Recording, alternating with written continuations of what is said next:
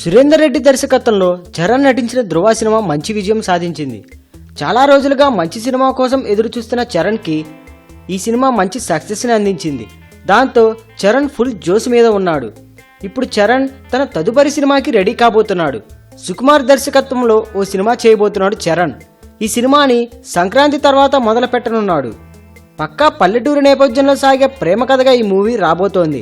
ఇక ఈ మూవీలో హీరోయిన్గా రాశి ఖన్నా, సమంత, అనుపమ పేర్లు వినిపించగా తాజాగా ఆ లిస్టులో అమలాపాల్ పేరు వచ్చి చేరింది. డైరెక్టర్ విజయ్తో విడాకులు తీసుకున్న అమలాపాల్ ప్రస్తుతం వరుస పెట్టి సినిమాలు చేస్తూ బిజీగా మారిపోయింది. ఈ నేపథ్యంలో సుకుమార్ చరణ్ మూవీలోని హీరోయిన్ కోసం ఆమెను ఆడిషన్కి రమ్మని పిలిచారట.